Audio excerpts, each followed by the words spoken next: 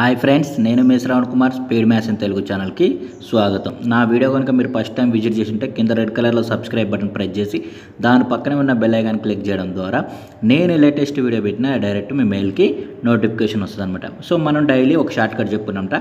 ఈరోజు short cut వచ్చేసి 2018 ఏపీఎస్ఐ ప్రిలిమ్స్లో అడిగిన క్వశ్చన్ ఇది డేటా ఇంటర్ప్రిటేషన్ క్వశ్చన్ అనమాట. సో ఇలాంటి క్వశ్చన్స్ వచ్చినప్పుడు మనకు ఖచ్చితంగా 5 మార్కులు సింపుల్గా వస్తాయి అనమాట. సో దీన్ని సింపుల్గా ఎలా సాల్వ్ చేయాలో ఒకసారి చూద్దాం. సో ఫస్ట్ క్వశ్చన్ చూడండి. క్రింది పటంను అధ్యయనం చేసి దానిని ఉపయోగిస్తూ ఒక 1 to 5 వరకు గల ప్రశ్నలకు జవాబులు రాయమని అడిగింది అనమాట. సో దీన్ని బేస్ చేసుకొని మనకు 5 క్వశ్చన్లు ఇస్తారనమాట. 5 క్వశ్చన్లకు జవాబులు రాస్తూ మనకు 5 మార్కులు సింపుల్గా వస్తాయన్నమాట. సో ఇది చూడండి, ఒక పటం ఇచ్చిండు. సో ఇందులో కొన్ని భాగాలుగా విడదీసిండు. అంటే చెరుకుకు 30 డిగ్రీలు ఇచ్చిండు, జొన్న 45 డిగ్రీలు, కూరగాయలు 45 డిగ్రీలు, వరి 70 డిగ్రీలు, వేరుశెనగ 60 డిగ్రీలు, ప్రతి పంట 50 డిగ్రీలు, గోధుమ 60 డిగ్రీలు. అంటే టోటల్గా 360 డిగ్రీలు ఉంటుంది అనమాట ఇది. సో 360 డిగ్రీలలో 30 డిగ్రీల చెరుకు, 45 డిగ్రీల జొన్న, 45 డిగ్రీల కూరగాయలు, 70 డిగ్రీల వరి, వేరుశెనగ 60 డిగ్రీలు, ప్రతి 50 డిగ్రీలు, గోధుమ 60 డిగ్రీల పంటని వేసాడనమాట. సో దీన్ని ఉపయోగించుకుంటూ మనం కింది ప్రశ్నలని సాల్వ్ ఎలా చేయాలో ఒకసారి చూద్దామన్నమాట. సో ఫస్ట్ క్వశ్చన్ చూడండి.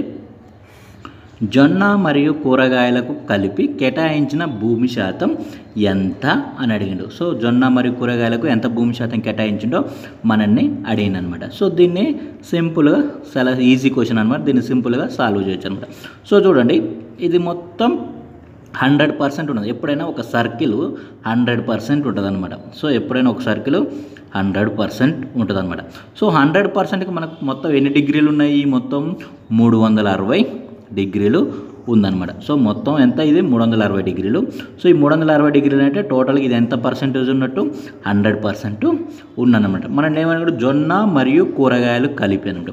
సో జొన్నకి ఎంత ఇచ్చిన? 45 డిగ్రీలు, కూరగాయలకి ఎంత? 45 డిగ్రీలు కలిపి అన్నట్టు. కాబట్టి రెండింటిని కలపండి. 45 + 45 ఎంత? 90 డిగ్రీలు అనమాట. సో కలిపి అన్నాడు కాబట్టి రెండింటిని కలపండి. సో మొత్తం 90 డిగ్రీలు అనమాట.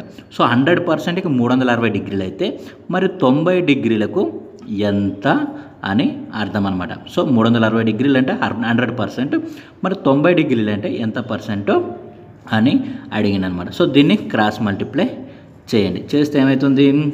90 × 100/360 అనమాట.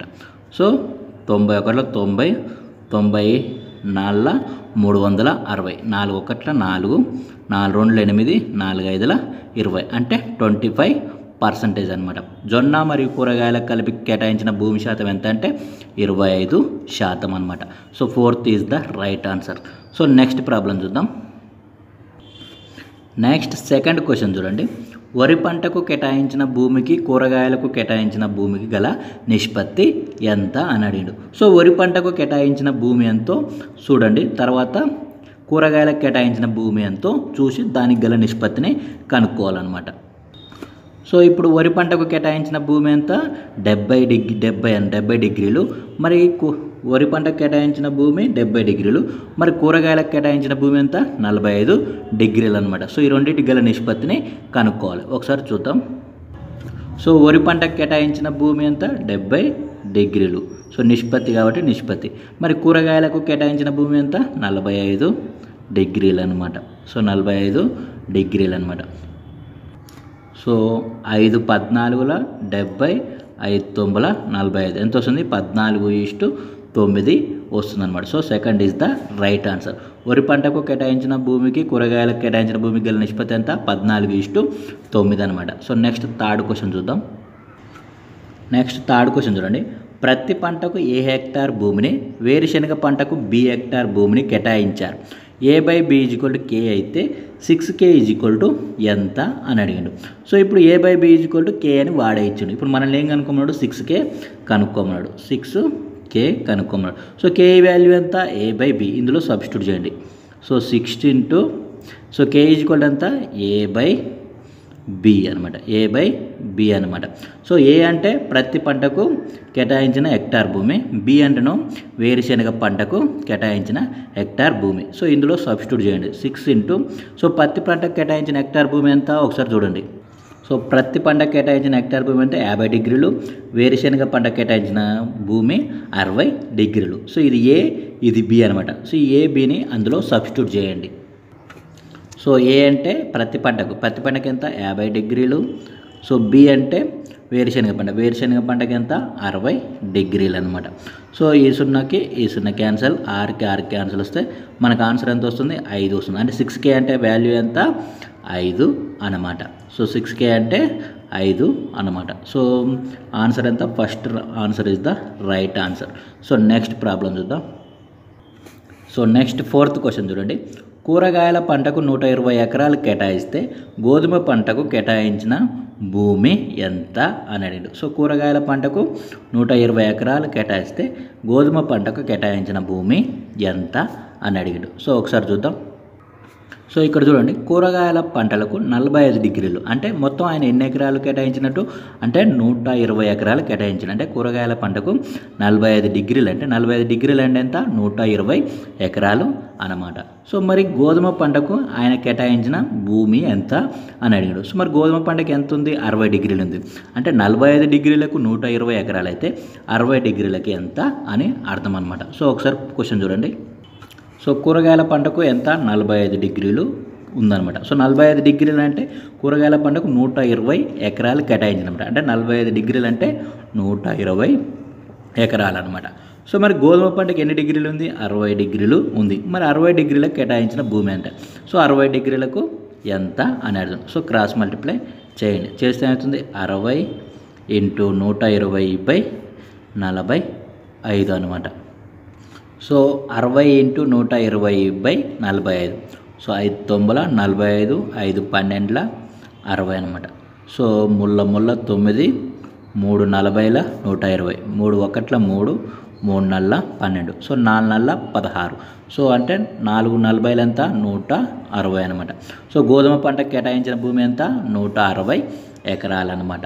సో నెక్స్ట్ ప్రాబ్లం చూద్దాం. నెక్స్ట్ లాస్ట్ 5th క్వశ్చన్ చూడండి. జొన్న పంట కంటే ప్రతి పంటకు కేటాయించిన భూమి 200 హెక్టార్లు ఎక్కువైతే వరి పంటకు కేటాయించిన భూమి ఎంత అన్నాడు. సో జొన్న పంట కంటే పత్తి పంటకు కేటాయించిన భూమి 200 ఎకరాలు 200 హెక్టార్లు ఎక్కువ అనమాట. సో మరి జొన్న పంటకు ఎంత కేటాయించారో పత్తి పంట కేటాయించారో ఒకసారి ఫిగర్ చూద్దాం. సో ఇక్కడ చూడండి, జొన్న పంటకు 45 డిగ్రీలు, ప్రతి పంటకు 50 డిగ్రీలు కేటాయించారు అనమాట. సో జొన్న పంట కంటే పత్తి పంటకు ఎన్ని ఎకరాలు ఎక్కువ 200 ఎకరాలు ఎక్కువ. అంటే 45 డిగ్రీలు, ఇది 50 డిగ్రీలు. సో ఈ రెండింటికి మధ్య డిఫరెన్స్ ఎంత ఉంది 5 డిగ్రీలు ఉందన్నమాట. సో 5 డిగ్రీలు ఉంది. సో ఇప్పుడు మనల్ని ఏమన్నాడు వరి పంటకు కేటాయించిన భూమి ఎంత అని అడిగినాను. సో వరి పంటకి ఎంత ఉంది 70 డిగ్రీలు ఉందన్నమాట.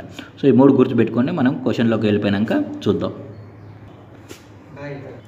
సో ఇప్పుడు చూడండి, పత్తి పంటకు కేటాయించిన భూమి ఎంత 50 డిగ్రీలు అనమాట. సో 50 డిగ్రీలు. జొన్న పంటకి ఎంత 45 డిగ్రీలు అనమాట. సో జొన్న పంట కంటే పత్తి పంటకు కేటాయించిన భూమి ఎంత 200 ఎకరాలు ఎక్కువ ఉందన్నమాట. అంటే దీనికి డిఫరెన్స్ ఎంత ఉందంటే 200 ఎకరాలు అనమాట.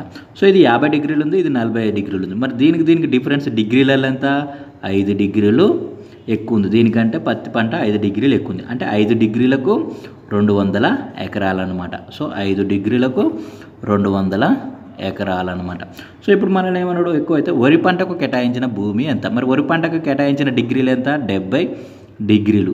సో 70 డిగ్రీలకు ఎంత భూమి అని అడిగాడు. సో 5 డిగ్రీలకు 200 ఎకరాలు అయితే 70 డిగ్రీలకు ఎంత. సో క్రాస్ మల్టిప్లై చేయండి. చేస్తే ఏమవుతుంది 70 × 200/5. సో 5 1 5, 5 4 20, 0కి 0. సో 7 4 28, 2 0లకు 2 0, 2800 ఎకరాలు అనమాట. 2800 ఎకరాలు. So first answer is the right answer అనమాట. ఓకే ఫ్రెండ్స్, ఇలాంటి క్వశ్చన్స్ ఇలా సింపుల్గా సాల్వ్ చేయాలి. Thank you friends, thank you for watching.